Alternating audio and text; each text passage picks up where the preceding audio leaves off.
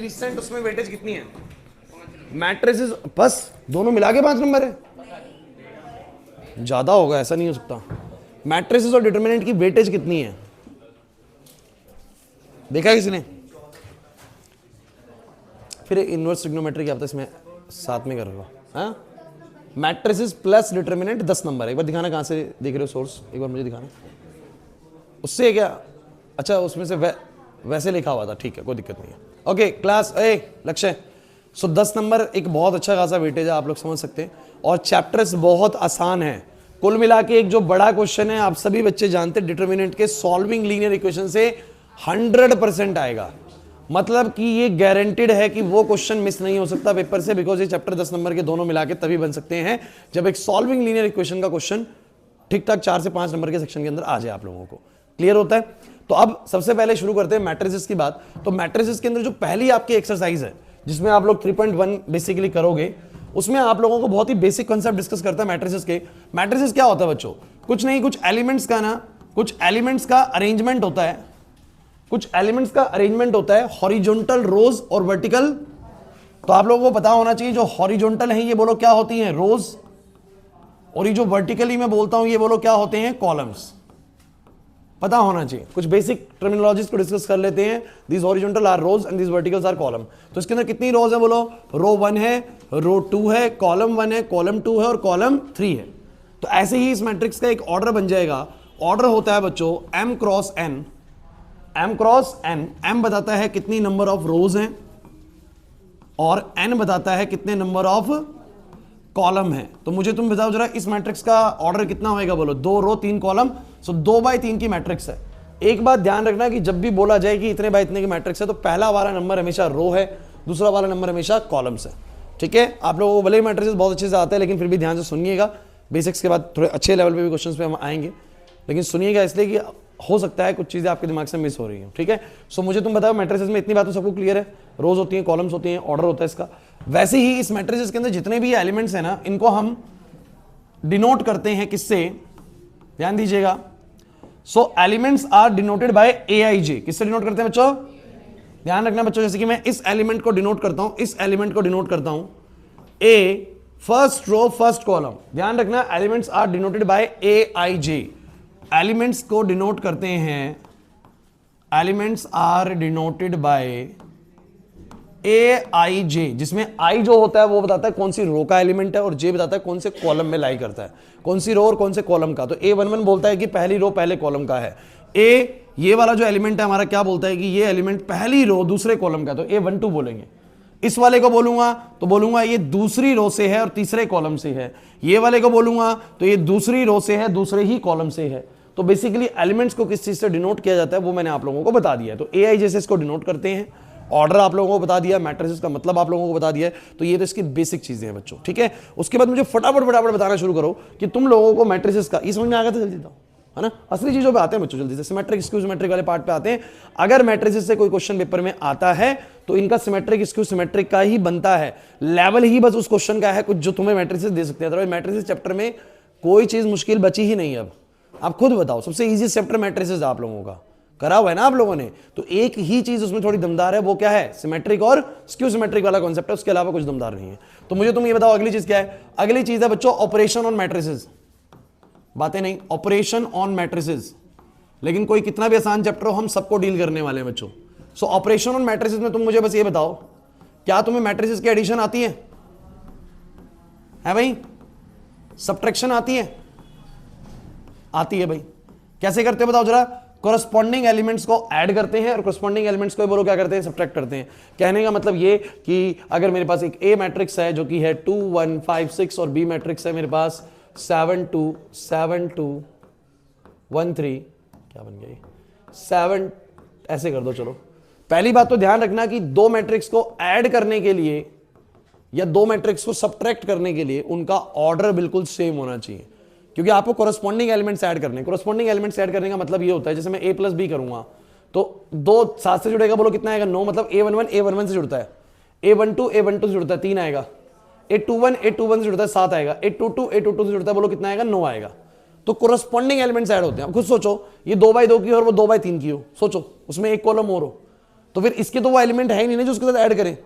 अरे यार इसमें 2 रो 2 कॉलम है, इसमें 2 रो 3 कॉलम हो, तो फिर कैसे एडिशन करोगे? इसके बाद तो तीसरा कॉलम है ही नहीं, क्योंकि कॉरस्पॉन्डिंग एलिमेंट्स ऐड होते हैं, पहला पहले से, दूसरा दूसरे से।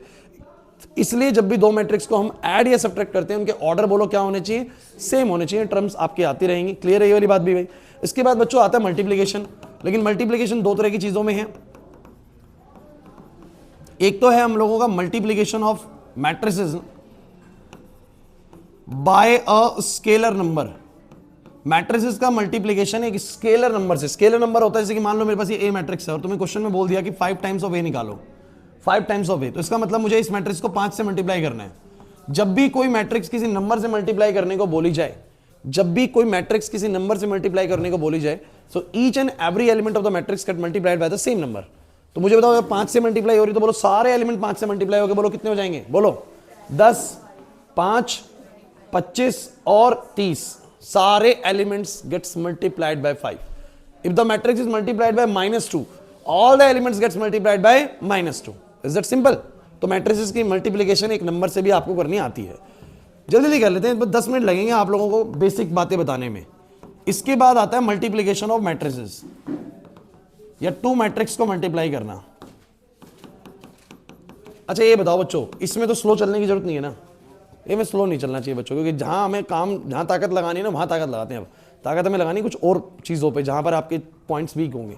अभी तो ये तो यार आसान सी चीज़ है, आपको आनी चाहिए, ठीक है ना? तो addition, subtraction, multiplication of matrix by number, ये तो बहुत सिंपल चीज़ है। अब बात करते हैं इंपॉर्टेंट चीज़ है मल्टीप्लिकेशन ऑफ 2 मैट्रिक्स। थोड़ा सा ये अच्छा चीज़ है, ये आपको पता होना चाहिए। देखिए जब भी मैं किसी 2 मैट्रिक्स को मल्टीप्लाई करता हूं, मान लो ए मैट्रिक्स को बी मैट्रिक्स से, पहली तो कंडीशन क्या है कि मेरे पास ए मैट्रिक्स है और ये मेरे पास बी मैट्रिक्स है, और मुझे इनको मल्टीप्लाई करना है, ए मैट्रिक्स को बी मैट्रिक्स से, ए मैट्रिक्स को बी मैट्रिक्स से। तो पहले इनकी कंडीशन ये है कि मान लो कि इसका ऑर्डर m क्रॉस n है और इसका ऑर्डर p क्रॉस q है। तो जैसे एडिशन और सब्ट्रैक्शन करते वक्त कोरस्पॉन्डिंग एलिमेंट्स ऐड होते हैं और कोरस्पॉन्डिंग एलिमेंट्स सब्ट्रैक्ट होते हैं, मतलब पहला वाला पहले से, दूसरा वाला दूसरे से, तीसरा वाला चौथा वाला, ऐसे करते हैं एडिशन सब्ट्रैक्शन में। मल्टीप्लिकेशन में ऐसा जरूरी नहीं होता। मल्टीप्लिकेशन ऐसे करते ही नहीं कि पहला वाला पहले से, दूसरा वाला दूसरे से। ये तरीका नहीं होता मल्टीप्लाई करने का। मल्टीप्लाई करने का तरीका कुछ और होता है, और इसमें दोनों मैट्रिसेस के ऑर्डर भी सेम होने जरूरी नहीं होते। क्या कंडीशन होती है इसकी? क्या कंडीशन होती है बताओ? 2 मैट्रिक्स को मल्टीप्लाई होने के लिए नेसेसरी कंडीशन क्या चाहिए? नेसेसरी कंडीशन, तो जो इसका बाद वाला नंबर है यानी n, और जो इसका पहला नंबर है ये इक्वल होने चाहिए। क्या होने चाहिए बोलो?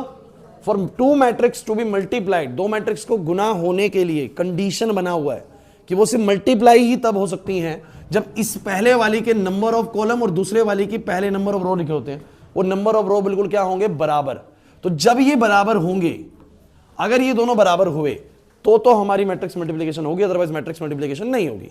दूसरी बात, मल्टीप्लाई करने के बाद जो नई मैट्रिक्स बनेगी, जैसे ए बी मैट्रिक्स बनेगी, जो नई मैट्रिक्स बनेगी उसका ऑर्डर होएगा m क्रॉस q, मतलब उसमें m रोज होंगे और q बोलो क्या होंगे? कॉलम्स।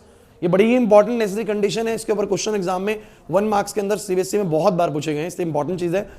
2 मैट्रिक्स को मल्टीप्लाई करने के लिए इसके नंबर ऑफ कॉलम्स के नंबर ऑफ रोज बराबर होने चाहिए, एज वेल एज मल्टीप्लाई करने के बाद जो मैट्रिक्स आएगी उसके पास रोज होंगे m और कॉलम होंगे q। Is it clear? आगे बढ़ा जाए इसमें। चलिए अब आप लोग मल्टीप्लाई करके देख लीजिए। जैसे कि मान लीजिए ये मेरे पास ए मैट्रिक्स है। प्रैक्टिस के लिए सही बच्चे जल्दी से कर लो, इसको कर लो, कोई नहीं, मानता हूं मैं आसान सी चीज बोल रहा हूं आप लोगों को भी, लेकिन कर लो। मुझे करना है ए बी। जिन बच्चों को नहीं आता बोर्ड पे देखिए, जिनको आता है ट्राई करते रहिए, लेकिन बातें नहीं करेंगे आप लोग।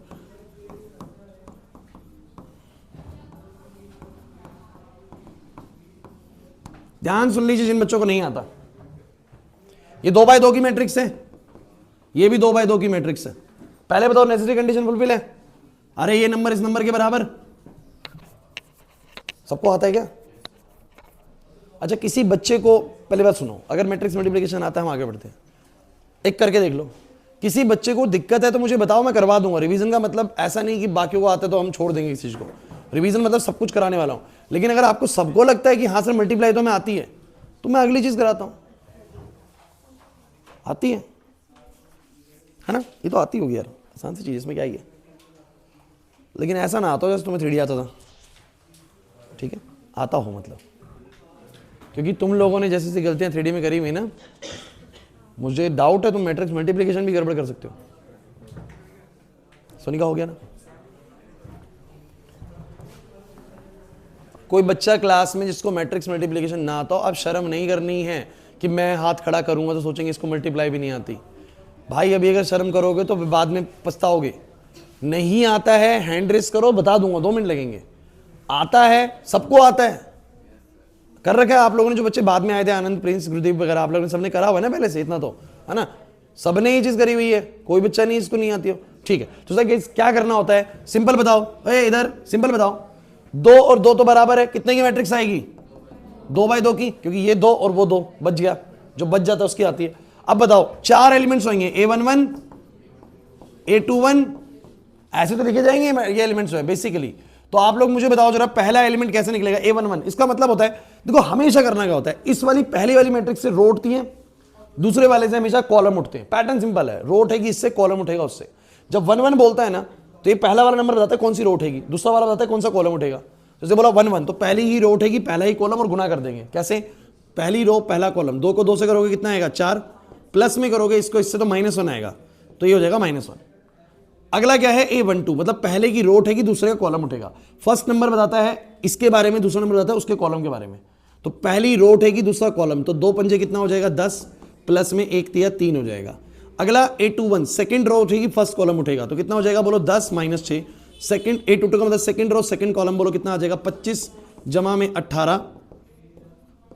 और फिर भी अगर ज़्यादा दिक्कत लगे ना तो go through the basic videos हमने करा रखी हैं, पीडीएफ उसकी डली हुई हैं चैनल पे, आप लोग देख लीजिए, वहाँ से आपको सारा कुछ उसमें बहुत तसल्ली से कराया गया होगा।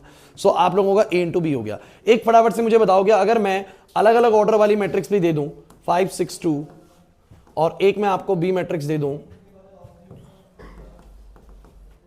1 2 3 0 1 5 2 3 1, ऐसे मैं आपको दे दूँ, तो ये मैट्रिक्स कितने ऑर्डर की बन रही है 2/3 की, और ये कितने की बन रही है 3/3 की। पहले तो बताओ मल्टीप्लाई हो सकती है, हो सकती है सर, बिल्कुल हो सकती है सर, मल्टीप्लाई हो सकती है, क्योंकि सर A का ऑर्डर बोलो कितना है 2/3, B का ऑर्डर बोलो कितना है 3/3। तो पहले तो बताओ क्यों हो सकती है, बिकॉज इसका नंबर ऑफ कॉलम और इसके नंबर ऑफ रोज बराबर है। अच्छा, आंसर कितने ऑर्डर का आएगा, आंसर आएगा 2/3 का, मतलब 2 तो होंगी रो, आनंद 2 तो क्या होंगी रो, और 3 क्या होंगे कॉलम। तो 2 रो और 3 कॉलम, इसका मतलब A11 A12 A13 3 column, A21 A22 A23। तो जरा मुझे फटाफट से बताइए, जो मेरा पहला एलिमेंट है A11 कैसे आएगा, तो वो होगा sir first row into first column. फटाफट से आंसर आएगा first row into first column. तो 2 इंटू 1 कितना आएगा बोलो 2, प्लस में 3 इंटू 2 कितना आएगा बोलो 6, प्लस में 1 इंटू 3 कितना आएगा 3। मल्टीप्लाई होती है एलिमेंट्स, इसकी पहली रोज के पहले कॉलम से मल्टीप्लाई होगी, बस जो बार बार मल्टीप्लाई करके आएगा उनको जोड़ना है। फिर इसका A12 first row second column, फिर अगला फर्स्ट रो थर्ड कॉलम, हो गया second row first column second row second column second row third column, पूरे के पूरे 6 एलिमेंट्स आ जाएंगे। पहले पहली रो को तीनों से गुना कर देंगे, ये तीनों आ जाएंगे, करके बताऊं।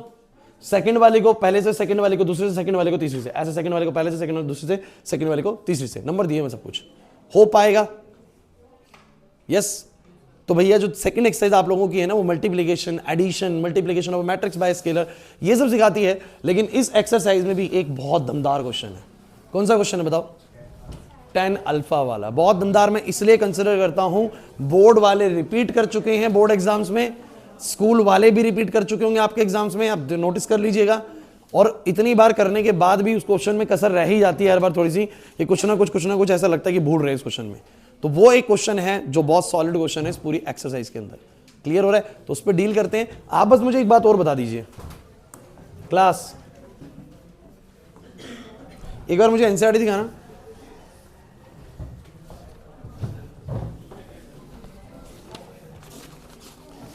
चिंता मत करिए, अभी मैट्रिसेस भले ही ऐसा चैप्टर है जो तुम्हें लग रहा है कि ये तो सर सब कुछ ठीक ठीक ही है, डिटर्मिनेंट में बहुत सी ऐसी चीजें निकल के आने वाली जो तुम्हें नहीं आती होंगी। मैंने क्लास के टाइम पे आपको प्रॉपर्टीज करवाई थी, 7-8 प्रॉपर्टीज मैंने करवाई थी, कुछ करवाई थी, वो बहुत इंपॉर्टेंट है, उसमें से क्वेश्चंस आते हैं, वो करवाऊंगा भी। और सॉल्विंग लीनियर इक्वेशंस के आप लोग याद करिए, मैंने 5 से 6 क्वेश्चन एक्स्ट्रा करवाए थे। हमेशा आपके पेपर में क्वेश्चन जब आता होगा ना, उन्हीं में से कोई ना कोई एक आता होगा पक्का, उन्हीं में से कोई ना कोई एक आता होगा, तो वो प्रैक्टिस करना है हमें। तो मैट्रिसेस डिटर्मिनेंट पे ज्यादा समय लगाना भी नहीं है हम लोगों को, ठीक ठाक 2-3 क्लासेस लगाएंगे, अच्छे से करेंगे चीजों को, टेस्ट लेंगे उससे सीधा, फिर मुश्किल वाले चैप्टर्स पे ज्यादा काम करेंगे। तो गाइज आगे की बात ये है, ठीक है, तो हो जाएगा। अच्छा, ये वाले क्वेश्चंस ना कराऊं तो चल जाएगा ना, बच्चों ये वाले क्वेश्चंस ना कराऊं चल जाएगा ना? 2 0 1 2 1 3, खुद बताना, तुम लोग बताओगे तो मैं यहां तुम्हें रिस्पॉन्स करने पड़ेंगे। अगर तुम रिस्पॉन्स सही करोगे, ये कैलकुलेट करना है यार, ये कर लोगे है ना। ए स्क्वायर मतलब ए इंटू ए करके निकाल लेंगे। 5a मतलब कि इसको 5 से गुना कर देंगे। 6i, सुन लीजिए, आई मतलब होता है बच्चों आइडेंटिटी मैट्रिक्स, बच्चों प्लीज। और आइडेंटिटी मैट्रिक्स क्या होती है, ध्यान रखना, पहली बात तो ये हमेशा स्क्वायर मैट्रिक्स होगी, मतलब 2x2 या 3x3। तो बोलेंगे 1 0 0 1, या तो ऐसी, या 1 0 0 0 1 0 0 0 1, मतलब कि इसके डायगोनल एलिमेंट सारे क्या होते हैं, 1 होते हैं। गुरुदीप बात समझ में आ रही है? आइडेंटिटी मैट्रिक्स ऐसी होती है, या तो उसके 2x2 में ऐसे लगे होंगे 1 1, और 3x3 में ऐसे लगे होंगे। डायगोनल एलिमेंट सारे 1 होते हैं, डायगोनल एलिमेंट सारे। अब खुद सोच लो कि क्या ऐसी 2x3 की मैट्रिक्स में हो सकते हैं डायगोनल एलिमेंट? और 2x3 का डायगोनल ही नहीं बनेगा। तो हमेशा स्क्वायर मैट्रिक्स का ही डायगोनल बनता है। और आप लोग ध्यान रखेंगे, आइडेंटिटी मैट्रिक्स दो ही तरह के, 2x2 या फिर बोलो 3x3। अब बताओ 6 को उससे करोगे तो भी कर लोगे आप लोग? ये तो कर लोगे ना? डन करूं, इसको आगे बढ़ाऊं? ठीक है, अब सुनो अगली चीज, कुछ इंपॉर्टेंट चीज भी डिस्कस करने वाला हूं मैं आज ही। अब एक तो हम लोगों को tan अल्फा वाला क्वेश्चन है भाई, एक तो ये क्वेश्चन है जो मैं करना है, तो यही कराता हूं पहले। चलो भाई आ जाओ, 18th क्वेश्चन। आप लोगों को एक ए मैट्रिक्स दी हुई है बच्चों, 0 माइनस का tan अल्फा बाय 2,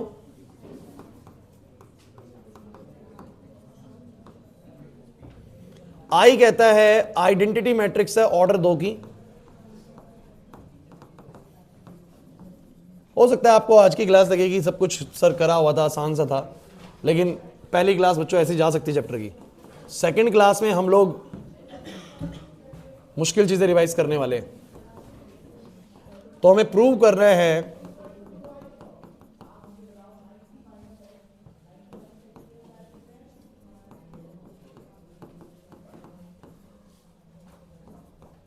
में दिक्कत आती है, ऐसी आती है ना एओडी में, एप्लीकेशन ऑफ डेरिवेटिव्स में, है ना। ये तो चैप्टर परेशान करते होंगे। मैट्रिसेस करता है कोई परेशान? नहीं ना, जल्दी जल्दी करते हैं इनको। एलपीपी कहाँ परेशान करेगा, कर लिया। तो जो नहीं करने वाले परेशान, उनको जल्दी जल्दी करके खत्म करते हैं, साइड करते हैं। टेस्ट तो बढ़िया सा इनका, जिन बच्चों को 24 25 23 नंबर आ रहे हैं, बढ़िया आप लोग प्रिपेयर होते जा रहे हो चीज़ों के लिए। सो गाइज, मैं कह रहा हूं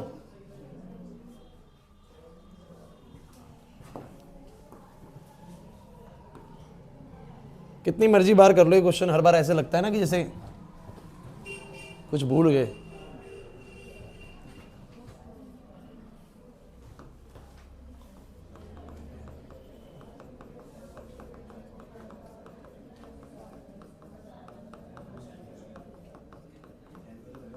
किसका हो गया पूरा कंप्लीट? कंप्लीट अभी नहीं हुआ है। चलिए करते रहिए करते रहिए करते रहिए ट्राई।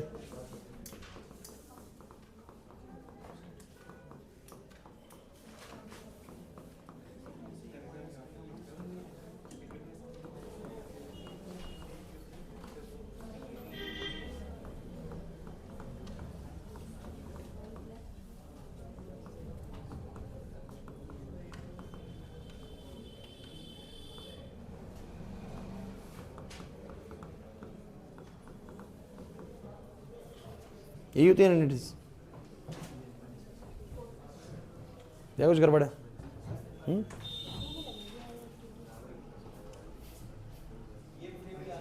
याद है सर?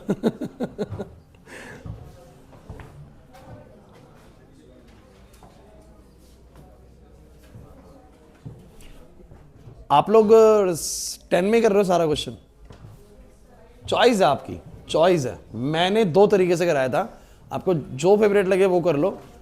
उस समय आप लोगों ने कौन सा ज़्यादा पसंद करा मुझे नहीं पता, लेकिन मैंने इसे 2 तरीके कराए थे इसके, या एक ही करवाया था?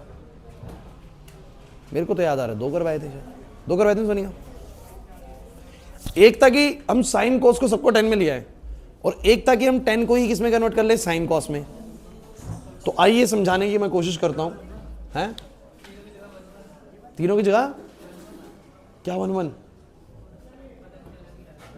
आ जाओ, अलग आ रहा। तो किसका हुआ अभी तक क्लास में, ये बताओ किसका हुआ? प्रियांशु का हुआ, बहुत अच्छे। और तो थोड़ा सा लग रहा है ना कि फंस रहे हैं, चलो ठीक है, लगना चाहिए हैं। टेन अल्फा बाई टू को पी मान लेते हैं, टेन अल्फा बाई टू कुछ मान लेते हैं। अच्छा आप सभी ज़्यादातर टेन अल्फा बाई टू से कर रहे हो, वाले से कर रहा हूँ? अरे ये भी आसान है, साइन वाला ज़्यादा आसान है ना। चलो मैं कराता हूँ, दोनों से कराए तो कोई नहीं, सुन लो दोबारा से। ज़्यादा मैं प्रीफर करूंगा आप लोग इस वाले रूट पे जाएं, तो ये रूट थोड़ा ज़्यादा आसान है, फॉर्मूला कम याद करना है। अच्छा सभी बच्चे मुझे बताओ, क्लास अब आप लोग बाद में करना, पहले बोर्ड पे देखो आप लोग। मुझे तुम ये बताओ, चार आइडेंटिटीज याद है, sine A plus B, sine A minus B, cos A plus B, cos A minus B, यही चार है हमारे पास, ये याद होनी चाहिए। 11th क्लास की आइडेंटिटी है भाई, करनी पड़ेगी ये भी याद। 11th की सारी ट्रिग्नोमेट्रिक आइडेंटिटीज याद करके जाएंगे 12th के एग्जाम में, ठीक है। आ जाओ, अब सुनो भाई, प्रूव करना था कि i प्लस ए बराबर होगा i minus A into this के। तो पहले तो LHS बना लो सही बच्चे, LHS बोलो सही बच्चे, क्या है बोलो, i प्लस ए। सही बच्चे बताओ i क्या होता है, i क्या होता है, i तो ये होता है गुरदीप, i तो हमारा ये आइडेंटिटी मैट्रिक्स हो गया। a हमारा हो गया 0 माइनस का टेन अल्फा बाई 2 प्लस का टेन अल्फा बाई 2 और 0, बोलो कितना आएगा, 1 प्लस 0 1 आएगा, और 0 माइनस में टेन अल्फा बाई 2 माइनस का टेन अल्फा बाई 2 आएगा, और ये टेन अल्फा बाई 2 आएगा, और ये 1 आएगा। ये तो i प्लस ए हो गया, ये तो i प्लस ए हो गया।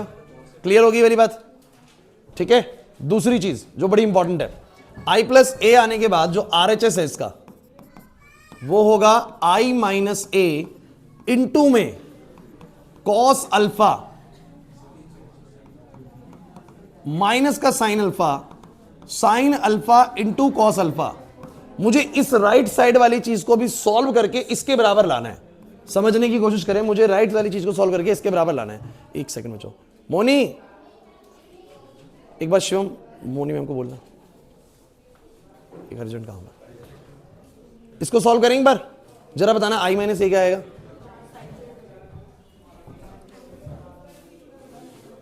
मेरा फोन साइलेंट है, उस पर कॉल आएगी डिलीवरी, साइलेंट है वो फोन, वो कॉल पे कर लो उसको। आओ भाई आओ, ओए इधर देखो। अब बताओ तुम्हारा i प्लस ए आ गया, i प्लस ए आ गया, i माइनस ए इंटू ये करेंगे और इसके बराबर लाएंगे तो प्रूव हो जाएगा। सब बच्चे बताओ i माइनस ए कितना आएगा। सही बच्चे, i माइनस ए 1001 माइनस में a बोलो कितना है, a बच्चों इतना है। क्लास सभी की नजरें बोर्ड पर हो, a इतना है, ये तो हो गया i माइनस ए इंटू में करूंगा किसको बोलो, cos alpha minus sine alpha, sine alpha cos alpha. चलिए जरा ध्यान से देख के बताइए क्या होगा जब तुम i में से a को घटाओगे, तो 1 में से 0 घटेगा, बोलो कितना आएगा 1। जब ये घटेगा तो बोलो कितना हो जाएगा, प्लस का टेन अल्फा बाय 2, ये हो जाएगा माइनस का टेन अल्फा बाय 2, और ये हो जाएगा बच्चों 1। और मल्टीप्लाई में मुझे करना है cos alpha minus sine alpha, sine alpha cos alpha. इस क्वेश्चन को आगे प्रोसीड करने के दो तरीके हैं, इट डिपेंड्स ऑन यू कि आपको कौन सा बढ़िया लगता है। एक तरीका है कि कॉस और साइन को सबको 10 में ले आओ, ताकि मल्टीप्लाई करने में सब कुछ 10 में आए और आंसर 10 के बराबर आ जाए, क्योंकि मुझे इसके बराबर लाना है।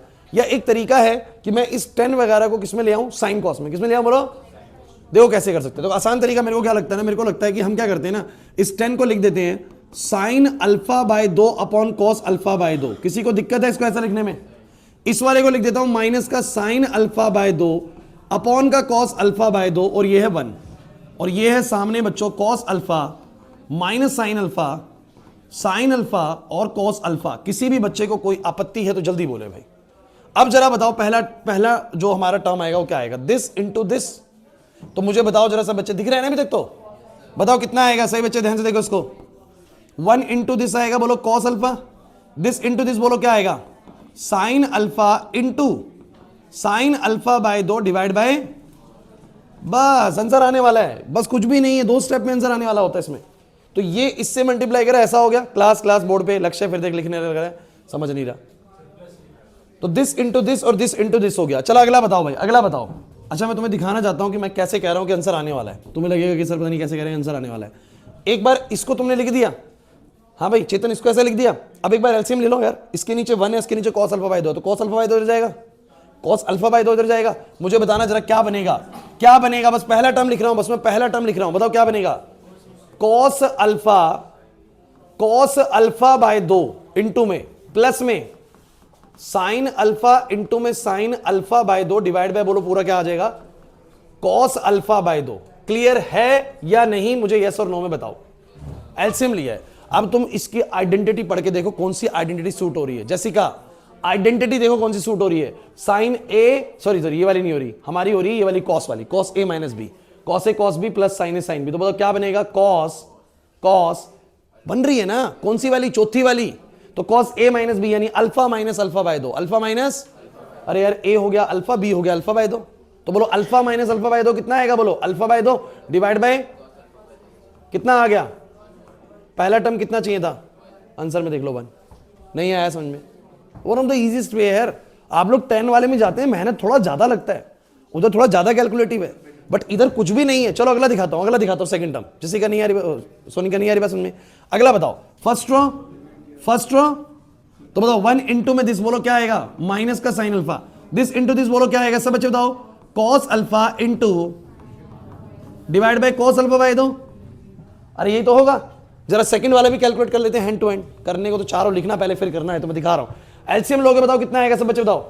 ये आएगा माइनस का साइन अल्फा इंटू में कॉस अल्फा बाय दो प्लस का कॉस अल्फा डिवाइडेड बाय बताओ क्या आएगा सब बच्चे, कॉस अल्फा बाय दो। इज देयर एनी प्रॉब्लम, जरा मुझे फटाफट से बताओ ये कौन सी आइडेंटिटी को रिजेंबल कर रहा है।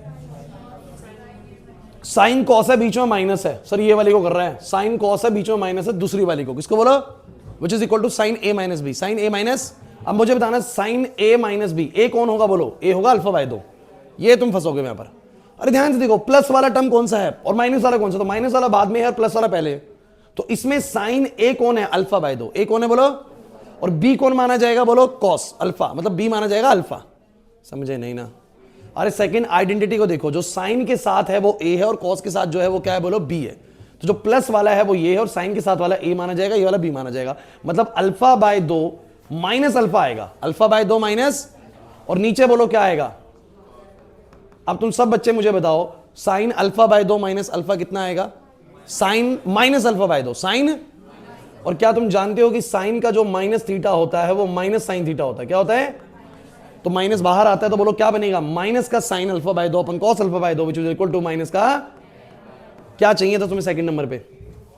कितनी मुश्किल है, सिर्फ तुम्हें बता रहा हूं, इधर एक बार बस 10 को दोनों को ना साइन और कॉस में करना है, उसके बाद तो सीधा सीधा सारी आइडेंटिटीज नोट हो जाएंगी। नहीं आया ना अभी भी समझ में, नहीं आया, बताओ इसको बताओ, इसको बताओ तनिषा इधर, इसको इससे करेंगे बताओ कितना आएगा, इसको इससे तो बोलो क्या आएगा, माइनस का cos alpha into sine alpha by दो divide by cos alpha by दो, और ये हो जाएगा प्लस का साइन अल्फा। ये वाला भी कर लेते हैं, दिस इंटू दिस करिए, बोलो माइनस माइनस मल्टीप्लाई होगा, बोलो क्या हो जाएगा, plus sine alpha into sine alpha by दो अपॉन कॉस अल्फा बाय दो, और प्लस का बच्चों आएगा कॉस अल्फा। जल्दी से मुझे बताइए थर्ड और फोर्थ स्टेप पे क्या आने वाला है, यहां पर तीसरे वाले में क्या आएगा यार, एलसीएम लेना आना चाहिए यार इसके लिए। बस इसको इधर मल्टीप्लाई कर दो, इसको इधर मल्टीप्लाई कर दो, पहले साइन वाला लिख दूं, कोई दिक्कत तो नहीं इससे। अरे यार बात तो एक ही रहती है ना, चलो मत लिखो तुम लोग, माइनस का cos alpha sign alpha by दो प्लस का sine alpha cos alpha by दो डिवाइड बाय बोलो कितना आएगा, कॉस अल्फा बाय दो। जल्दी से बताइए कौन सी आइडेंटिटी फॉलो हो रही है, साइन कॉस साथ में चल रहे हैं, मतलब इन दोनों में से कोई होगी, और बीच में माइनस है तो सर ये वाली दूसरे वाली है।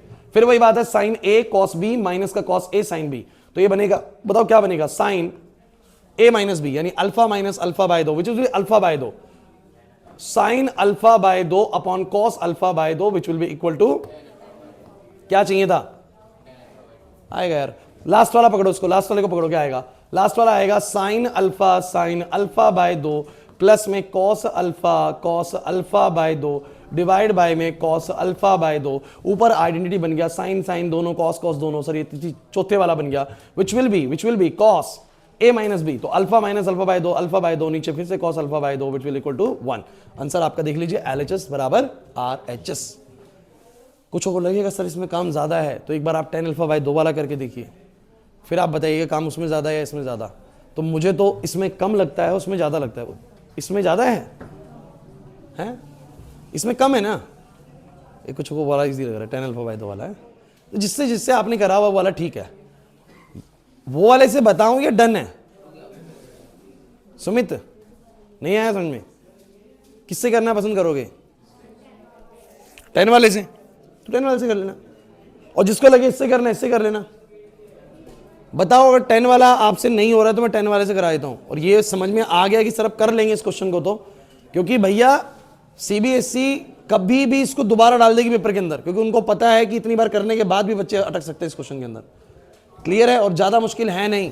आर्यन, एक बार तेरे को एलएचएस सॉल्व करना है, आई प्लस ए, एक बार क्या करना है बोलो, आई माइनस ए की मैट्रिसेस सॉल्व करके उसको मल्टीप्लाई करना था बस इससे।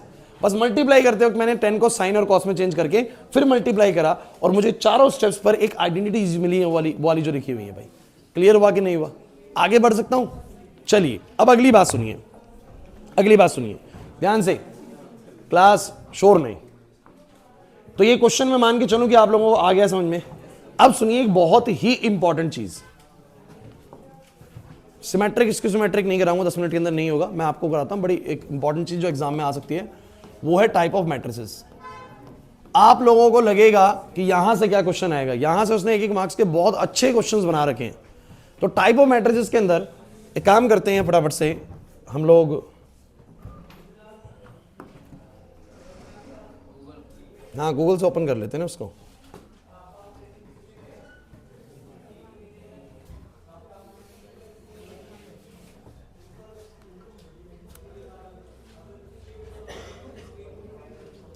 मैट्रिसेस डालना है।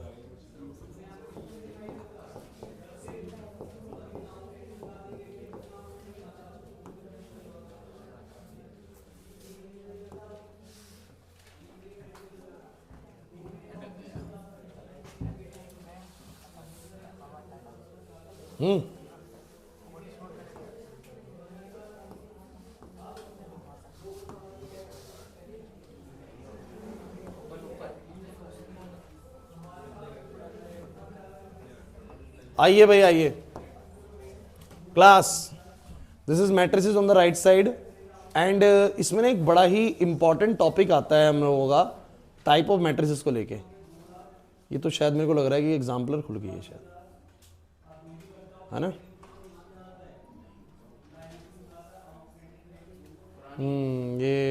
ये वाली नहीं है जो तुम्हारे पास है। चलो कोई नहीं, मैं इसी से भी करा देता हूँ। आ जाइए, ये रहा टाइप ऑफ मैट्रिक्स का टॉपिक। क्या एक मैट्रिक्स को रो मैट्रिक्स कब कहते हैं? हल्के में मत लीजिएगा, छोटी छोटी चीजें ही आप लोगों को नंबर कटवा देंगे पेपर के अंदर।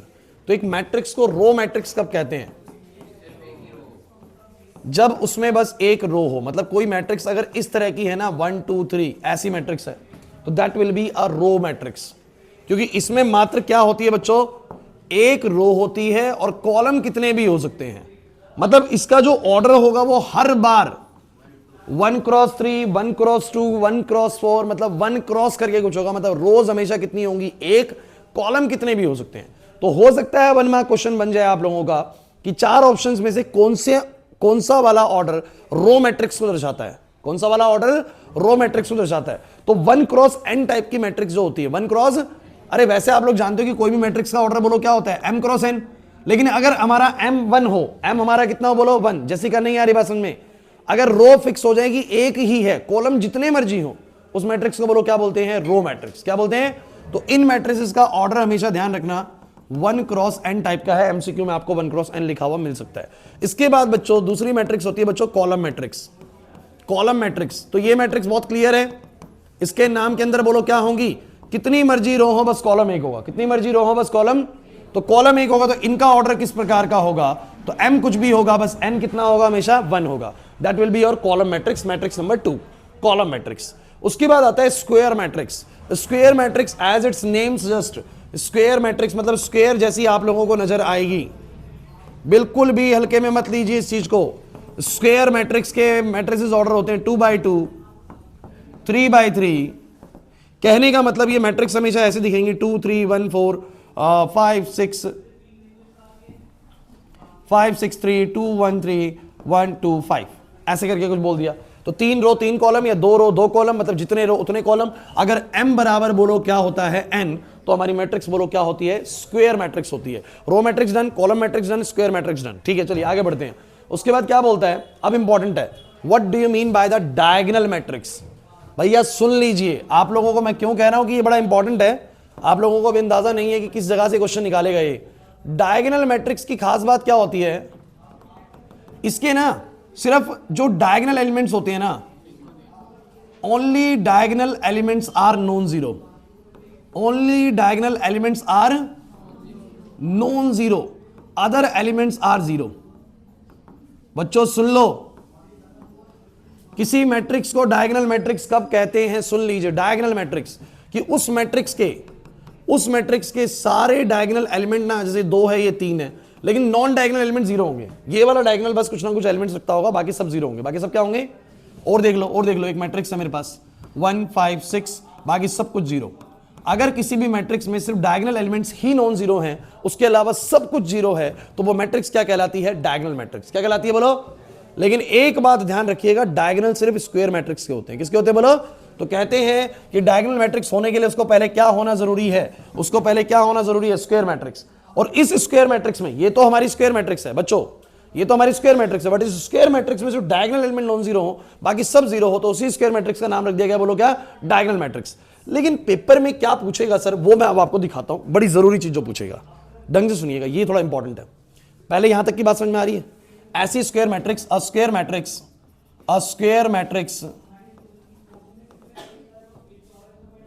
Square matrix which only in which only diagonal elements are non-zero, other elements are zero is called a diagonal matrix. भैया डायगोनल मैट्रिक्स का प्रेजेंटेशन करने का तरीका सुनिए. वो आपको बोलेगा एक मैट्रिक्स है जिसका जो aij एलिमेंट है, जो aij एलिमेंट्स है, वो ऐसे हैं कि जब जब i j के बराबर होता है, ये हमारी पहले एक्सरसाइज के क्वेश्चंस भी हैं ऐसे, आप लोगों को पता हो तो, कि जब जब i j के बराबर होगा, तब तो बोल रहा है वो किसी नॉन जीरो नंबर के बराबर है, नॉन जीरो नंबर. और जब जब i j के बराबर नहीं है, तब तब वो 0 है. तो वो आपको बोलेगा एक मैट्रिक्स जिसका जस्टिफिकेशन ऐसे दिया जा रहा है. इंपॉर्टेंट है, जिससे मैट्रिक्स का जस्टिफिकेशन ऐसे दिया जा रहा है, इस मैट्रिक्स को बताओ क्या बुलाएंगे? ऑप्शंस दे देगा, डायगोनल मैट्रिक्स, स्केलर मैट्रिक्स, फलाना मैट्रिक्स, ढिकाना मैट्रिक्स, ऐसे बोल देगा. अब आपको डेफिनेशंस आनी चाहिए. क्या तुम लोगों को पता है कि जब मैं 3x3 की या 2x2 की कोई भी मैट्रिक्स लिखता हूं, इसकी पोजीशन का नाम बताओ क्या होता है? A11. ध्यान करो, A11, A22, सॉरी, A12 और A21. जब मैं 3x3 की लिखूंगा तो बोलो क्या आएगा? बिल्कुल भी लाइटली नहीं लेना है किसी भी चैप्टर को, मैं बार बार अलर्ट कर रहा हूं. और अगर सच में लाइटली ले तो मुझे बता दो, फिर तुम्हारे मैट्रिक्स में पूरे नंबर आने चाहिए. जिस बच्चे को लगता है कि लाइटली लूंगा मैं तो फिर पूरे आने चाहिए, एक भी नंबर नहीं कटना चाहिए. तो ये तुम्हारी मैट्रिक्स होती हैं. अब ध्यान से देखो, सिर्फ डायगोनल एलिमेंट्स ऐसे एलिमेंट्स हैं जिनका ध्यान से देखो तो क्या सेम होता है? आई और जे. देखो आई और जे सेम है. इसके अलावा आई जे अलग है, जो भी है, आई बड़ा है, जे बड़ा है, कुछ भी लगे, आई जे अलग होता है. तो कहता है कि एक ऐसी मैट्रिक्स जिसका जब आई और जे बराबर हो, आई और जे यानी ये वाले, तब तो वो नॉन जीरो है. तब तो वो क्या है बोलो? और जब आई और जे बराबर नहीं है, चाहे उधर है चाहे इधर है, तब वो जीरो है. तब वो क्या है बोलो? आई और जे बराबर नहीं है तो 0 है, और आई और जे बराबर है तो नॉन जीरो है. तो ये पता लगता है कि इस मैट्रिक्स को क्या बोलेंगे? Diagonal matrix. तो एग्जामिनर आपको ये देके पूछ सकता है ये कौन सी मैट्रिक्स है. तो मैंने कहा ये मैट्रिक्स तो ऐसी जिसके डायगोनल आई बराबर जे किन एलिमेंट्स के लिए होता है? आई बराबर जे किन एलिमेंट्स के डायगोनल के लिए? तो आप पढ़ेंगे डायगोनल वालों के लिए तो नॉन जीरो है, और नॉन डायगोनल्स के लिए 0 है. इसका मतलब सर ये मैट्रिक्स डायगोनल मैट्रिक्स है. क्या बोलो? अब सुनिए अगली बात सुनते चलिए. 5वीं चीज आती है बच्चों, स्केलर मैट्रिक्स. क्या आता है बोलो? अब स्केलर मैट्रिक्स क्या होता है? तो कहते हैं अ डायगोनल मैट्रिक्स. पहली बात तो स्केलर मैट्रिक्स भी एक डायगोनल मैट्रिक्स होती है प्रिंस. स्केलर मैट्रिक्स भी क्या होती है? Diagonal matrix. मतलब उसके सिर्फ और सिर्फ डायगोनल एलिमेंट ही नॉन जीरो होते हैं, बाकी सब क्या होते हैं? 0. लेकिन इसमें खास बात क्या होती है? A diagonal matrix in which all diagonal elements are equal. सारे डायगोनल एलिमेंट अगर बराबर हैं तो उसी डायगोनल मैट्रिक्स का नाम क्या रख दिया जाएगा? Scalar matrix. तो मैंने बोला कि अगर मेरी मैट्रिक्स कुछ इस प्रकार की है 2 2, अब ये है तो डायगोनल मैट्रिक्स, लेकिन इसी डायगोनल मैट्रिक्स को नाम दिया जाएगा, बोलो क्या? Scalar matrix. डायगोनल का ही पार्ट एक तरीके से. मैंने बोला कि मेरे पास मैट्रिक्स है 5 5 5 और बाकी सब कुछ 0. तो ऑब्वियसली बात है, देखने से पता लग रहा है डायगोनल है, देखने से पता लग रहा है क्लियर डायगोनल मैट्रिक्स है. और इस डायगोनल मैट्रिक्स के अंदर सारे डायगोनल एलिमेंट अगर बराबर हैं तो उसी डायगोनल मैट्रिक्स को स्केलर मैट्रिक्स का दर्जा दिया जाएगा. इसको नहीं बोल सकता मैं स्केलर मैट्रिक्स, इसको बोल सकता हूं स्केलर मैट्रिक्स. अच्छा, इसका प्रेजेंटेशन एग्जामिनर कैसे करके देने वाला है तुम लोगों को? वो तुम्हें बोलेगा कि एक मैट्रिक्स है जिसके जो एलिमेंट्स है ना वो ऐसे हैं कि जब आई और जे बराबर होता है तो वो किसी के नंबर के बराबर होते हैं, और जब आई और जे बराबर नहीं होता है तो वो जीरो होता है। जब ऐसा लिखा हुआ आए समझ जाना कि ये मैट्रिक्स तो स्केलर मैट्रिक्स है। कौन सी है बोलो? सीबीएसई पूछती है 1 मार्क के अंदर कि एक मैट्रिक्स है जिसके एलिमेंट्स ऐसे प्रेजेंट होते हैं कि जब उनका आई और जे बराबर होता है तो वो किसी के बराबर होते हैं। पिछले में उसमें क्या फर्क आया? पिछले में सिर्फ लिखा होता नॉन जीरो नंबर होगा, कुछ भी हो सकता है, बट इसमें बोल दिया कि किसी के बराबर होगा। के सारे के होंगे, कोई के नंबर बोल दिया तो वो के ही होगा, और जब आई और जे बराबर नहीं तो बोलो कितना होगा? जीरो। तो मैंने कहा ये मैट्रिक्स तो स्केलर मैट्रिक्स है। कौन सी है बोलो? और सुनिए, लास्ट आती है बच्चों, 2 मैट्रिक्स हो रहा है, एक आता है बच्चों हमारा आइडेंटिटी मैट्रिक्स। तो ये भी एक डायगोनल मैट्रिक्स होती है। Diagonal matrix whose all diagonal elements are equal to 1। चलो सभी बच्चे मुझे बताओ कि क्या ये एक स्केलर मैट्रिक्स नहीं है? क्या ये एक स्केलर मैट्रिक्स नहीं है? बिल्कुल है सर, स्केलर भी है, लेकिन स्केलर मैट्रिक्स में अगर मेरे डायगोनल एलिमेंट्स की वैल्यूज 1 हो, क्या हो बोलो, तो उसको क्या बुलाया जाता है? Identity matrix. है तो सर ये डायगोनल सारी की सारी डायगोनल हैं, और डायगोनल के साथ साथ ये स्केलर्स भी हैं, लेकिन इन स्केलर्स में अगर सारे डायगोनल एलिमेंट 1 के बराबर होते हैं तो इसको एक और स्पेशल नाम दिया गया identity matrix. Is that clear to you और नॉट? सो गाइस मैं आपको बताऊं एक बात, ये जो बाइफर्केशन चल रहा है ना, ये यहां से शुरू हुआ था स्क्वायर मैट्रिक्स से। ये स्क्वायर मैट्रिक्स से शुरू हुआ था। बोलो सब बच्चे, पहले बताओ रो मैट्रिक्स की पहचान क्या है? बोलो, a row matrix has only 1 row, a column matrix has only 1 column, a square matrix has a number of rows and number of columns equal. Clear है? उसको स्क्वायर मैट्रिक्स बोलेंगे। What will be diagonal matrix? Sir diagonal से नाम बता रहा है, सारे diagonal element ही नॉन जीरो है, बाकी सब कुछ जीरो हो तो डायगोनल मैट्रिक्स है। अब वो सारे डायगोनल एलिमेंट अगर बराबर हो जाएं तो उसको बोलो क्या बोलेंगे? Scalar matrix. और वो अगर बराबर 1 के हो जाएं तो बोलो क्या बोलेंगे? उसको आइडेंटिटी मैट्रिक्स। क्या तुम लोगों को ये वाला प्रेजेंटेशन समझ में आ रहा है जो मैंने बोला है? ये वाला इसका अच्छा कैसे बोल सकता है? कहेगा एक मैट्रिक्स है जिसके जो एलिमेंट्स हैं वो जब आई और जे बराबर होते हैं तब तो 1 के बराबर होते हैं, और जब आई और जे बराबर नहीं होते 0 के बराबर होते हैं। जब एग्जैक्टली बता दे 1 के बराबर तो आइडेंटिटी मैट्रिक्स। जब किसी के नंबर के बराबर है, सारे के नंबर के बराबर है, स्केलर मैट्रिक्स। जब किसी भी नंबर के बराबर हो सकते हैं नॉन जीरो नंबर के, तो डायगोनल मैट्रिक्स है। अब जीरो मैट्रिक्स की बात करें, तो उसका मतलब क्या होता है? सारे एलिमेंट जीरो हैं। अरे भाई नहीं आ रहा, कैसे दिखाएगा? कहेगा इस एलिमेंट्स के, इस वाली मैट्रिसेस के जितने भी एलिमेंट्स हैं, चाहे आई जे के बराबर हो चाहे जे के बराबर ना हो, क्या होते हैं? तो ये कौन सी मैट्रिक्स है? Zero matrix. So type of matrix भैया जरूरी चीज है, आप लोग इसको हल्के में नहीं ले सकते हैं, क्योंकि वो आप लोगों को 1 मार्क क्वेश्चन निकलवाता है। यहां से कर पाएंगे नहीं कर पाएंगे मुझे बताओ। अब सुनो पूरी बात, तुम लोग जब ये पहली एक्सरसाइज करोगे,